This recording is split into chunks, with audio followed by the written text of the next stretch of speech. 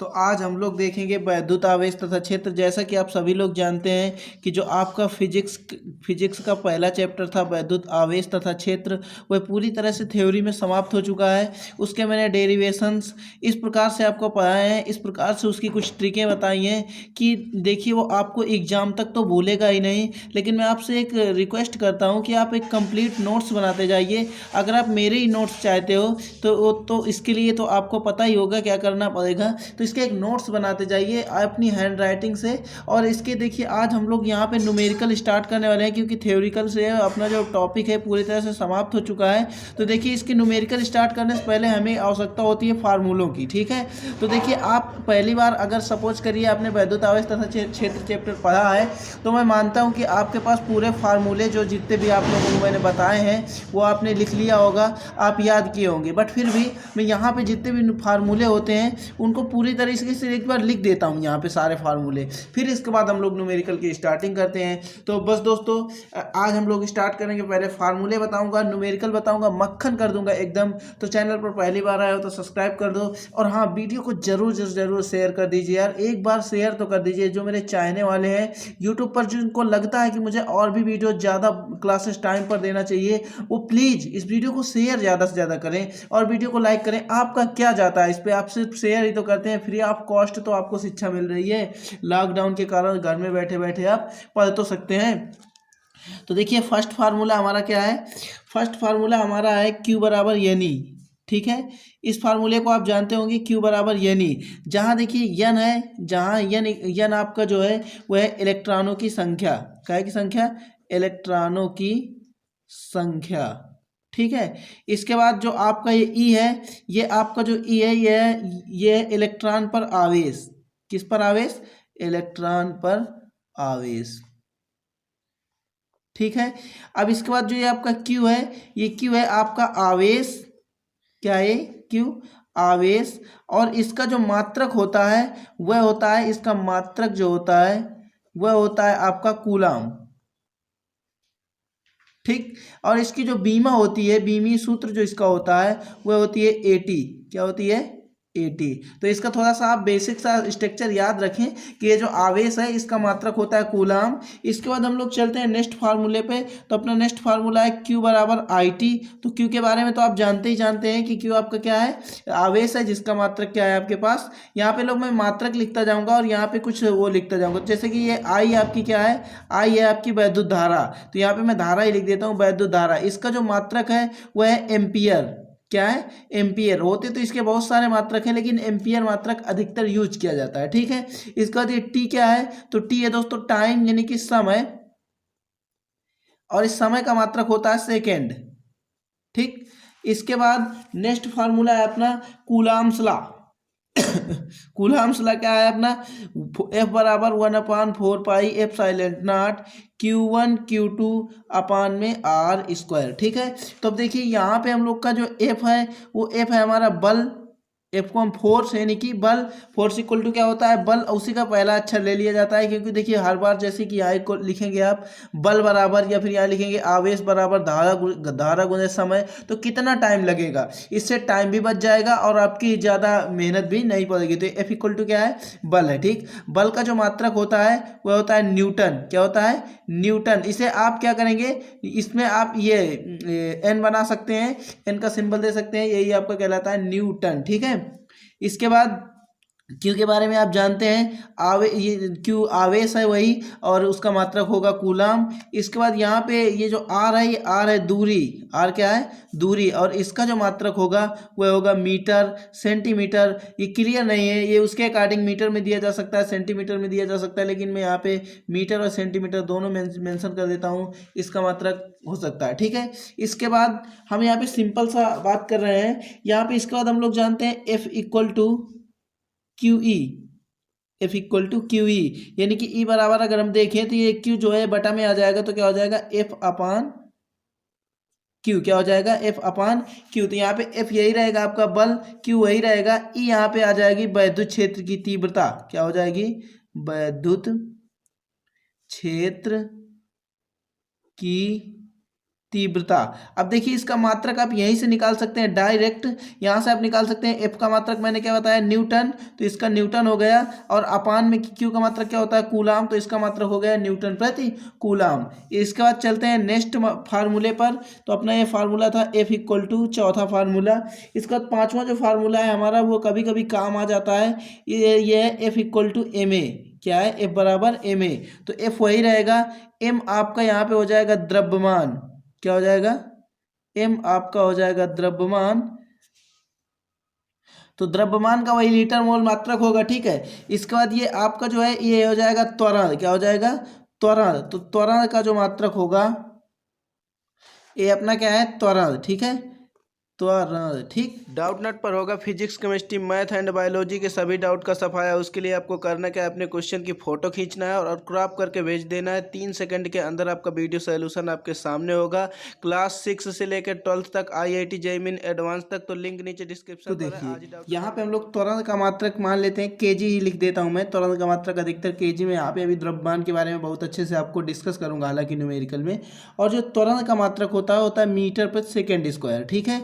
इसको मैं निकालना भी बताऊंगा, लेकिन यहाँ पे हमारा जो मेन मकसद है वह है हम लोगों का कि मीटर पर सेकेंड स्क्वायर हमारा जो मेन मकसद है वो न्यूमेरिकल का। तो मैं यहाँ पे आपको निकालना बहुत थोड़ा सा कम बता रहा हूँ, तो थोड़ा सा इसे आपको पता ही होगा क्योंकि आप फर्स्ट ईयर से अगर 10 से पढ़ते चले आ रहे हैं 9th से, तो 9th से क्लियर हो जाता है, ठीक है, मीटर पर सेकेंड स्क्वायर।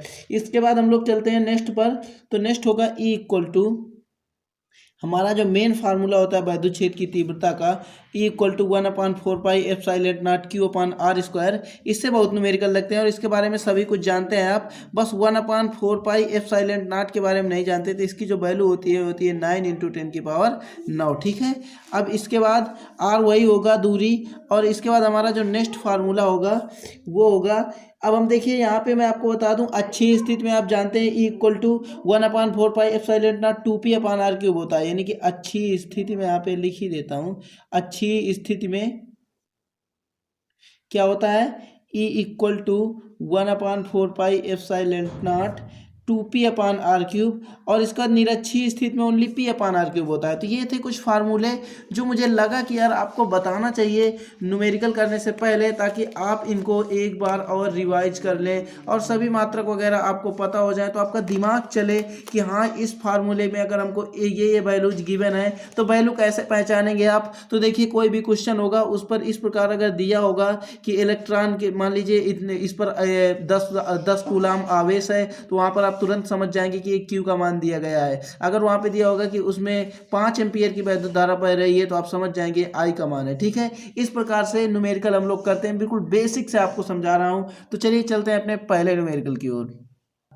सर्वप्रथम मैं आपको एक बात क्लियर कर दूं कि यहाँ से लो से लेवल से लेकर के मैं हाई लेवल तक जाऊंगा। मुझे ये मतलब नहीं है कि जिसने कुछ पढ़ रखा है उसे ही सिखाना है, जो जीरो है, एकदम जो जीरो है उसे भी सिखाना है मुझे, और जो 50% पर है उसे भी सिखाना है, और जो 10% पर है उसे भी सिखाना है, ठीक है। तो मैं यहाँ से पहले जीरो लेवल से उठाऊंगा ताकि आपको न्यूमेरिकल करने आने लगे, क्योंकि ये पहला चैप्टर है, ठीक है। इसके बाद इसी चैप्टर के मैं हाई न्यूमेरिकल करवाऊंगा, जो कि आज तक किसी ने यूट्यूब पर नहीं करवाया होगा। तो देखिए फर्स्ट न्यूमेरिकल अपना क्या है, 3.2 कूलाम आवेश। अब देखिए यहाँ पे मिल रहा है 3.2 कूलाम आवेश। तो सबसे पहले वैल्यू के पीछे मात्रक लिखा होता है, फिर इसका तो वो जो वैल्यू होती है जिसकी वो भी लिखा होता है। तो यहाँ से इतना पढ़ने से पहले नंबर में आपको गिवन वैल्यू लिखनी होती है, जैसे कि न्यूमेरिकल करना होता है। तो वहाँ पे सबसे पहले आप गिवन वैल्यू यानी कि जो मान दिए गए हैं उनको आपको नोट करना होता है। तो यहाँ से आप समझ गए कि 3.2 कूलाम आवेश, तो आप समझ गए कि Q इक्वल टू हमें 3.2 कूलाम दिया गया है। तो यहाँ पहले आप तुरंत नोट डाउन कर लीजिए, ठीक है। फिर कह रहा है कितने इलेक्ट्रॉन द्वारा निर्मित होगा, यानी कह रहा है कि ये जो 3.2 कूलाम का आवेश है इसके लिए कितने इलेक्ट्रॉन चाहिए, यानी कि कितने इलेक्ट्रॉनों की संख्या चाहिए। तो मैंने बताया था कि जो n होता है आपका इलेक्ट्रॉनों की संख्या, ठीक है। तो यहां से हमसे क्वेश्चन पूछ रहा है n, तो मैंने सबसे पहला फार्मूला बताया था Q इक्वल टू Ne, ठीक। और वहां पे बताया था कि जो E होता है इलेक्ट्रॉन पर आवेश, और जो इलेक्ट्रॉन पर आवेश E का मान होता है वो ऑलरेडी होता है किसी फार्मूले में, किसी न्यूमेरिकल में दिया हो, अन्यथा ना दिया हो वहां पे यही रखा जाता है 1.6 × 10⁻19। देखिए आप कॉन्सेप्ट समझिए, वो चाहे IIT करना चाहें आप बाद में या फिर नीट करना चाहें वो भी निकलेगा, बट आप कॉन्सेप्ट अभी से पकड़ते चलिए, रटने की कोई आवश्यकता नहीं है, ठीक है। तो हमें करना क्या है, n इक्वल टू हमें मान निकालना है, तो हम इस फार्मूले को n इक्वल टू निकालेंगे। तो आप जानते हैं कि गुणे में संख्या लिखी हुई है तो ये चली जाएगी बटे में, तो n बराबर अगर मैं फार्मूला निकालूं तो हो जाएगा q अपान ई। ठीक है, अब इसके बाद इस q का मान हमें कुछ गिवन है तो हम रख देंगे 3.2। ठीक है, q के स्थान पर मैंने इसकी वैल्यू रख दी। फिर e का मान हमें पता है कि होता है 1.6 इंटू 10⁻⁻19। ठीक, तो इसे मैं रख देता हूँ। अब मैं क्या करूँगा, इस पॉइंट से इस पॉइंट को हटा दूंगा, क्योंकि अगर मैं दाहिने हाथ से देखता हूं तो दशमलव को एक अंक बाद इधर से भी लगा है और एक अंक बाद इधर से भी लगा है, तो इसे मैं रिमूव कर सकता हूं, कोई दिक्कत नहीं है। 16 एक अन्नम 16 और 16 दूनी के 32। ठीक, अब यहाँ पे हमारे पास क्या बचा, 2 अपान में बचा 10⁻⁻19। तो अब मैं इस जो नीचे जब कोई वैल्यू होती है 10 की पावर में, तो अगर वह प्लस में है तो उसे ऊपर ले जाने पर माइनस में कर दीजिए, और ऊपर से अगर नीचे ला रहे हैं, कुल मिला के 10 की पावर में जो वैल्यू है अगर उसे नीचे से आप ऊपर ले जा रहे हैं कहीं भी, तो उसका साइन बदल दीजिए। तो अब इस वैल्यू को मुझे नीचे से ऊपर ले जाना पड़ेगा, तो इसमें मैं गुणा का साइन लगाऊंगा और यहाँ पे 10 की पावर प्लस का 19 हो जाएगा। अब ये हम मान निकाल रहे थे n का, तो हमारे पास आ जाएगा 2 इंटू 10⁻19। इतने इलेक्ट्रॉनों की संख्या की हमको आवश्यकता होगी। 2.10⁻19 इलेक्ट्रॉनों की संख्या, इतने इलेक्ट्रॉन हमको चाहिए, तब हम लोग जाके कहीं इतने आवेशों को निर्मित कर पाएंगे। तो अपना पहला जो न्यूमेरिकल था वो कंप्लीट हो गया। अब चलते हैं नेक्स्ट न्यूमेरिकल में। देखिए ये भी न्यूमेरिकल इसी फार्मूले से बेस्ड है। इस न्यूमेरिकल में आपसे क्या पूछा गया है कि 1.6 इंटू 10⁻⁻10 इलेक्ट्रॉन के आवेश पर, ये कह रहा है इलेक्ट्रॉन के आवेश पर की गणना कीजिए। ठीक है, ये कह रहा है इलेक्ट्रॉन के आवेश की गणना कीजिए, किस पर, 1.6 इंटू 10⁻⁻10, तो आवेश की गणना कीजिए। तो देखिए यहाँ पे अब हमको क्या गणना करना है, आवेश की। तो हम इतना तो समझ गए कि हमको Q का मान निकालना है। ठीक, अब अगर ये वैल्यू हमें पहचानना है तो देखिए कह रहा है इलेक्ट्रॉन का आवेश, तो हम जानते हैं कि जो इलेक्ट्रॉनों की संख्या यहाँ पे दी गई है, तो इलेक्ट्रॉनों की संख्या क्या होती है, n। तो n इक्वल टू यहाँ पे दिया गया है 1 इंटू 10⁻⁻10। ठीक है, अब हमें वैल्यू क्या ज्ञात करना है, वैल्यू हमें ज्ञात करना है Q की। तो हम जानते हैं कि Q इक्वल टू हमारे पास फार्मूला होता है NE। तो यहाँ पे हम सिंपल सा फार्मूला पुट कर देंगे, तो n का मान हमें पता है 1.6 इंटू 10⁻⁻10, और ई का मान हम जानते हैं कि 1.6 इंटू 10⁻⁻19। तो यहाँ पे हम लोग क्या करेंगे, इस 16 का 16 से जब गुणा करेंगे तो 16 16 होता है 256। तो यहाँ पे एक अंक और दो अंक दाहिने तरफ से गिनेंगे तो 2 अंक बाद दशमलव, तो हम 1 और 2 अंक के बाद यहाँ पे पॉइंट लगा देंगे। इसका मल्टीपल का साइन और 10⁻⁻19, और ये 10 की, ये देखिए ये 10 है और इधर भी 10 है। जब बेस आपस में बराबर होते हैं तो पावर आपस में जुड़ जाती है, इसी को कहा जाता है गुणे में गाते जुड़ती हैं। ठीक है, तो यहाँ पे क्या हो जाएगा, 10 की पावर -19 और 10 की पावर -10 मिलके हो जाएगा 10 की पावर -29। ये Q इक्वल टू था, तो यहाँ पे हम लगा देंगे कूलाम। तो यहाँ पे इतना कूलाम इसका, इस क्वेश्चन का क्या आ जाएगा, आंसर आ जाएगा। तो उम्मीद करता हूँ कि ये दोनों न्यूमेरिकल आपके समझ में आए होंगे। तो चलते हैं नेक्स्ट न्यूमेरिकल की ओर कि अपना नेक्स्ट न्यूमेरिकल क्या है। तो वीडियो को यार अभी शेयर कर दीजिए, अभी लाइक कर दीजिए, और चैनल पर पहली बार विजिट कर रहे हैं तो सब्सक्राइब करके बेल नोटिफिकेशन पे क्लिक करके नंबर 1 वाला ऑप्शन चुन के ऑल पे क्लिक कीजिए। ठीक है, देखिए न्यूमेरिकल को देख के आप डरा मत करिए कि इसकी थ्योरी कितनी बड़ी लिखी हुई है। न्यूमेरिकल की थ्योरी चाहे जितनी बड़ी हो, न्यूमेरिकल उतना ही आसान होता है। ठीक है, तो देखिए यहाँ पे क्या है, एक द्विध्रुव में 10 माइक्रो कूलाम। देखिए सी का मतलब क्या है, कूलाम है। इस ये माइक्रो होता है, और 1 माइक्रो इक्वल टू होता है 10⁻⁻6। 1 माइक्रो यहाँ पे मैं बता देता हूँ आपको जो बेसिक सी जानकारी है जो आपके पास नहीं है वो मैं ज़रूर बताऊँगा।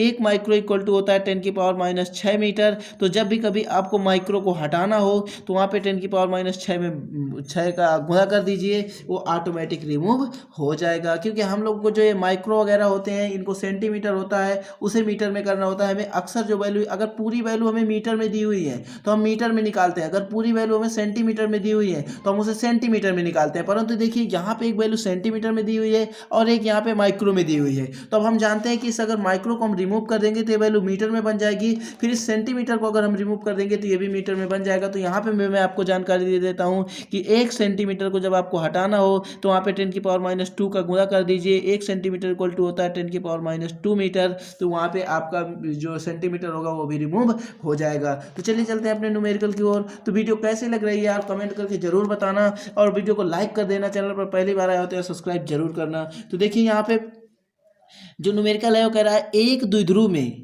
क्या कह रहा है, एक द्विध्रुव। मैंने बताया था द्विध्रुव क्या होता है, पिछली वीडियो एक एक वॉच कर लीजिए, आप एक एक नोट्स बना लीजिए, पूरा चैप्टर कंप्लीट कर लीजिए, फिर इस वीडियो को देखिए, ठीक है। एक द्विध्रुव में 10 माइक्रोकूलाम के दो बराबर तथा विपरीत आवेश है, ठीक है। ये कह रहा है कि आप जानते हैं कि जो वैद्युत द्विध्रुव होता है वो बराबर परंतु विपरीत प्रकार के आवेशों से मिलकर बना होता है। तो ये कह रहा है कि यानी कि इसमें दो बराबर परंतु विपरीत प्रकार के आवेश है, यानी कि हमें पता चल रहा है कि इस कूलाम से कि क्यू की वैल्यू दी हुई है कितनी, 10 माइक्रोकूलाम। अब मैंने बताया इस माइक्रो को रिमूव कर लेते हैं हम, तो यहाँ पे हमारा हो जाएगा 10 गुणे 10 की पावर माइनस 6 कूलाम, ठीक।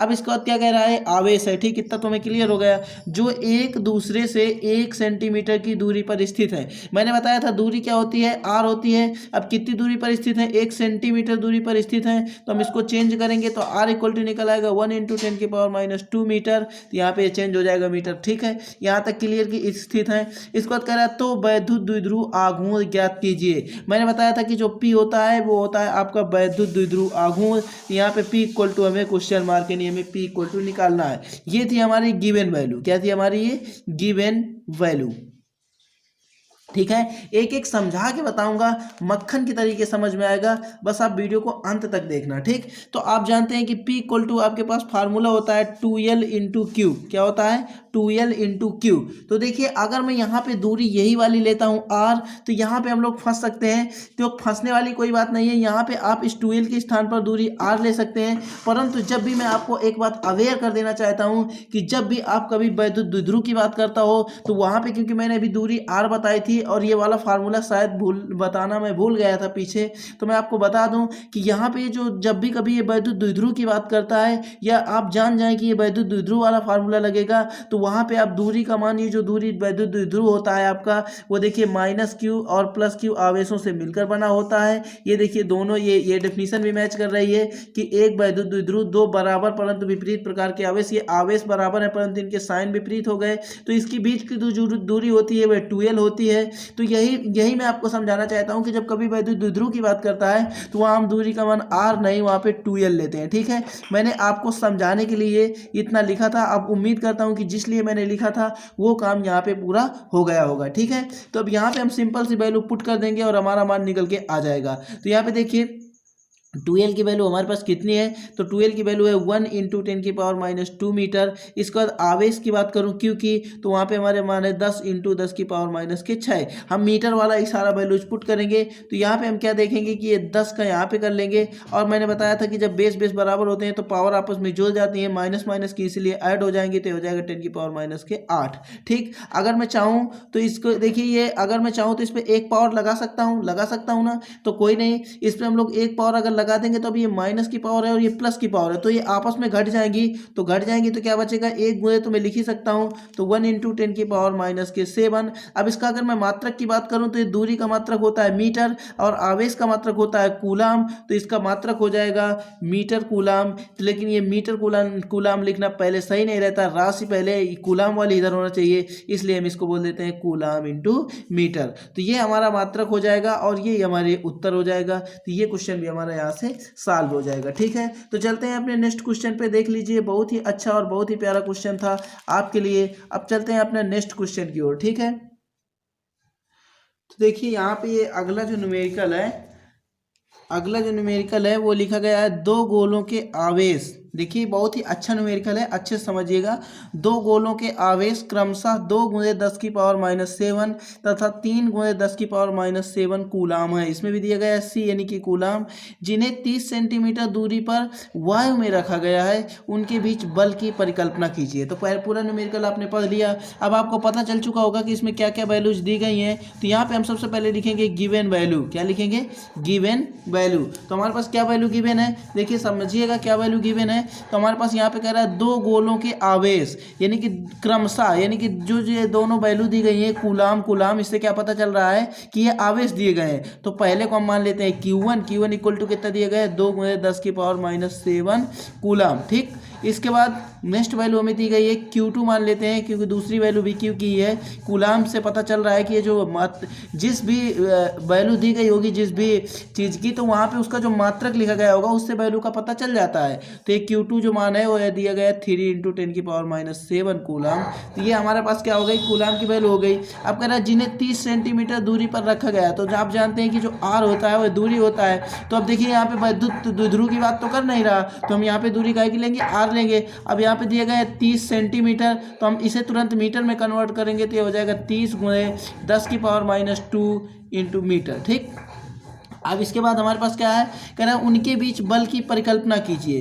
तो F = में लगा देता हूँ क्वेश्चन मार्क। अब मैं आपसे प्रश्न करता हूँ, आपसे क्वेश्चन करता हूँ कि आप क्या करिए, आप लोग इसके बारे में सोचिए कि ये F और R और दोनों Q पर, Q1 Q2 पर कोई ऐसा रिलेशन मैंने आपको पढ़ाया था। कमेंट करके बताइए किसके किसके समझ में आ रहा है कि ये रिलेशन मैंने पढ़ाया था, किस लॉ को मैंने बताया था जिस पर ये फार्मूला प्रूव हुआ था। तो अब मैं बताता हूँ, अब तक जिसे पता चल गया हो वह कमेंट बॉक्स में जरूर कमेंट करें, मैं उसके कमेंट का रिप्लाई जरूर करूंगा। तो यहाँ पे देखिए, यहाँ पे क्या दिया गया है, आवेश। यहाँ पे ये जो मान है ये कूलाम के नियम से होगा। किसके नियम से, मैंने आपको कूलाम्स नियम पढ़ाया था, तो इस कूलाम के नियम से हम लोग लेंगे अगर, तो यहाँ पे कूलाम के नियम से अगर हम लेंगे तो कूलाम के नियम का जो फार्मूला होता है 1/4πF = F�silent0 Q1 Q2 R²। ठीक, तो यहाँ पे देखिए आपके पास ये फार्मूला गिवन हो गया। अब यहाँ पे आपके पास Q1 Q2 की वैल्यू भी दी गई है और R भी है और F भी है, तो F आपको निकालना है।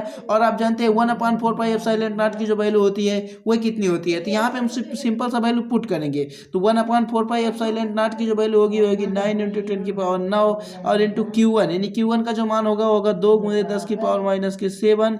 इसके बाद मल्टीपल का साइन लगाएंगे और यहाँ पे जो Q2 की वैल्यू होगी वो होगी 3 × 10⁻⁷।